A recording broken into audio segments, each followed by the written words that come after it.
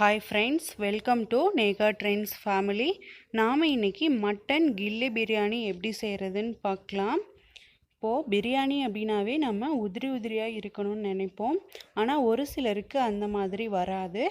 அவங்க இந்த மாதிரி மட்டன் கில்லி பிரியாணி செய்யலாம். வாங்க எப்படி செய்கிறதுன்னு பார்க்கலாம். அதுக்கு நான் இன்றைக்கி 1/2 கிலோ மட்டன் எடுத்திருக்கேன். நான் கொழுப்பு அதிகம் இருக்கிற மாதிரி மட்டன் எடுத்திருக்கேன். கொழுப்பு அதிகமாக ஆட் பண்ணோம்னா நம்மளுக்கு பிரியாணி நல்ல டேஸ்ட்டாக கிடைக்கும். கொழுப்பு தண்ணியில் கரையும், அதனால் நம்மளுக்கு நல்ல டேஸ்ட்டாக இருக்கும். இதோட 1 டேபிள் ஸ்பூன் இஞ்சி பூண்டு விழுது, 2 குழிக்கரண்டி தயிர், கெட்டியான தயிராக எடுத்துக்கோங்க.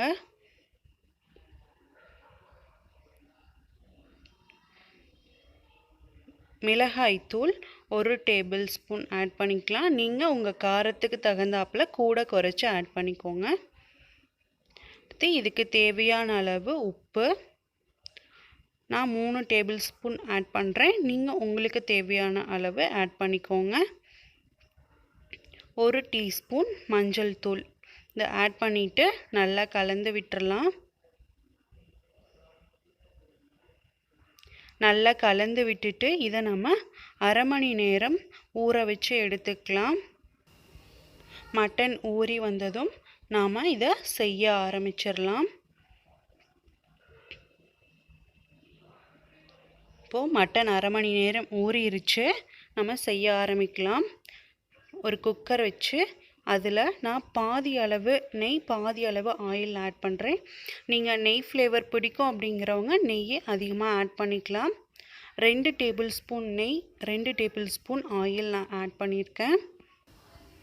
இப்போது ஆயில் ஹீட் ஆனதும் நாம் இதில் பிரியாணி ஸ்பைசஸ் ஆட் பண்ணிக்கலாம். நான் இன்றைக்கி 4 ஏலக்காய், கிராம்பு 5, பட்டை 2 இன்ச் அளவு அவ்வளோதான் ஆட் பண்ணியிருக்கேன். நீங்கள் வேறு ஸ்பைசஸ் வேணுனாலும் ஆட் பண்ணிக்கலாம். லைட்டாக வதக்கி விட்டுட்டு 15 முந்திரி ஆட் பண்ணிக்கலாம். முந்திரியை லைட்டாக வதக்கி விட்டுட்டு வெங்காயம் ஆட் பண்ணிக்கலாம். நான் இன்றைக்கி 2 பெரிய வெங்காயம் எடுத்திருக்கேன். இதை நல்லா வதக்கி விட்டுறலாம்.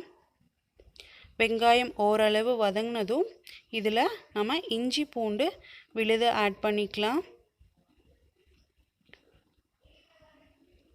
இஞ்சி பூண்டு 1 டேபிள் ஸ்பூன் ஆட் பண்ணிக்கலாம். நம்ம ஏற்கனவே மேக்னேஷனுக்கும் ஆட் பண்ணியிருக்கோம், அதனால் 1 டேபிள் ஸ்பூன் போதும். 5 பச்சை மிளகாய் ஆட் பண்ணிக்கலாம். நீங்கள் உங்கள் காரத்துக்கு தகுந்தாப்பில் ஆட் பண்ணிக்கோங்க. இப்போ இதை நல்லா வதக்கி விட்டுறலாம். வெங்காயம் நல்லா வதங்கி வரட்டும். இப்போ பாருங்கள், வெங்காயம் நல்லா வதங்கிருச்சு. இந்த ஸ்டேஜில் நம்ம தக்காளி ஆட் பண்ணிக்கலாம். நான் இன்றைக்கி 3 தக்காளியை நீல வாக்கில் கட் பண்ணி எடுத்திருக்கேன், அதை ஆட் பண்ணிக்கிறேன்.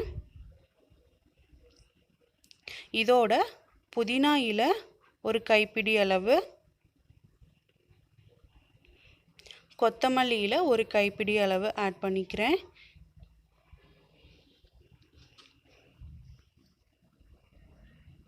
இப்போது இதை நல்லா கலந்து விட்டுறலாம்.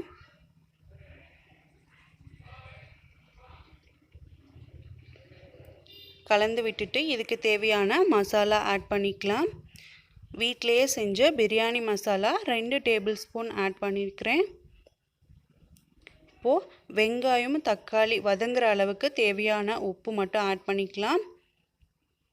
மேக்னேஷனுக்கு ஏற்கனவே உப்பு ஆட் பண்ணிக்கிறோம், அதனால் இது வதங்குறதுக்கு ஆட் பண்ணிவிட்டு அதுக்கப்புறமா நம்ம அரிசிக்கு ஆட் பண்ணிக்கலாம். இப்போ இதை நல்லா கலந்து விட்டுறலாம்.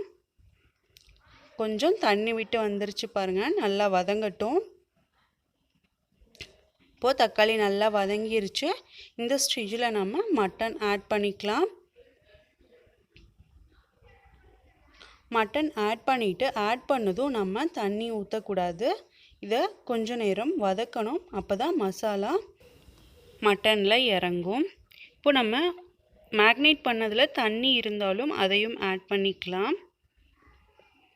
இப்போ இதை வதக்கி விடலாம். 2-3 நிமிஷம் வதக்கணும் அப்படின்னா இது தண்ணி விட்டு வரும், அது வரைக்கும் இதை வதக்கி விட்டுக்கலாம்.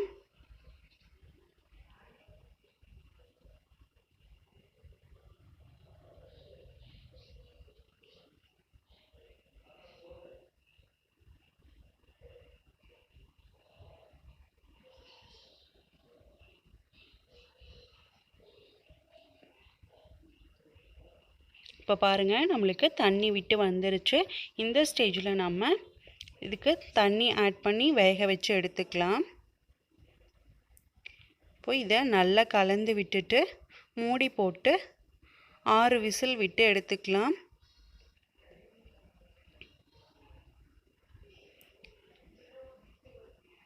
இப்போ பாருங்கள் நல்லா மட்டன் வெந்து வந்துருச்சு.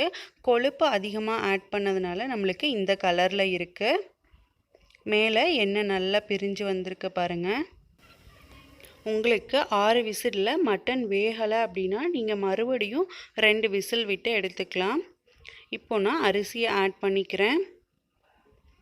நான் தண்ணி எதுவும் அளக்கலை. ஏன்னு பார்த்தீங்கன்னா கில்லி பிரியாணிங்கிறது நம்மளுக்கு உதிரி உதிரியாக இருக்கணுங்கிற அவசியம் இல்லைன்னு நான் ஏற்கனவே சொல்லியிருந்தேன். ஸோ தண்ணி கொஞ்சம் அதிகமாக இருந்தாலும் பிரச்சனை இல்லை. இப்போ அரிசி ஆட் பண்ணியாச்சு. இப்போ இதுக்கு தேவையான அளவு தண்ணி ஆட் பண்ணிக்கலாம். இப்போது இதை நல்லா கலந்து விட்டுறலாம். இந்த ஸ்டேஜில் நம்ம இதுக்கு தேவையான அளவு உப்பு ஆட் பண்ணிக்கலாம். உப்பு ஆட் பண்ணிவிட்டு நல்லா கொதிக்க விடலாம். கொதி வந்ததும் நம்மளுக்கு புளிப்பு பத்தலை அப்படின்னா நம்ம இதில் எலுமிச்சம்பழம் சாறு ஆட் பண்ணிக்கலாம். புதினா இலை, கொத்தமல்லி இலை இது ரெண்டையும் ஆட் பண்ணிவிட்டு இதை நல்லா கலந்து விட்டுக்கலாம்.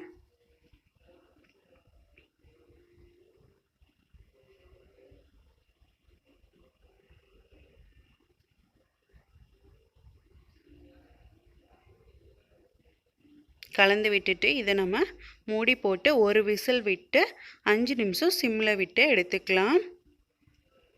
இப்போ பாருங்கள் நம்மளோட மட்டன் கில்லி பிரியாணி சூப்பராக ரெடி ஆயிருச்சு. இப்போ இதை நம்ம சர்வ் பண்ணிடலாம். உங்களுக்கு பிரியாணி அப்படின்னாவே நம்மளுக்கு வாழை இலையில் சாப்பிட்டா அதனோட டேஸ்ட்டே தனி தான். நான் இன்றைக்கி வாழை இலையில் பரிமாறுறேன். இப்போ பாருங்கள் நம்மளோட பிரியாணி சூப்பராக ரெடி ஆயிருச்சு. இதுக்கு மட்டன் குழம்பு, தயிர் பச்சடி, இது கூட ஒரு முட்டை வச்சு சாப்பிடும்போது நம்மளுக்கு சூப்பராக இருக்கும். நீங்களும் ட்ரை பண்ணி பாருங்கள். கண்டிப்பாக உங்களுக்கும் பிடிக்கும். பிடிச்சிருந்தால் லைக் பண்ணுங்கள், ஷேர் பண்ணுங்கள், எப்படி இருந்ததுன்னு கமெண்ட் பண்ணுங்கள். மறக்காமல் சப்ஸ்கிரைப் பண்ணுங்கள் ஃப்ரெண்ட்ஸ். தேங்க்யூ.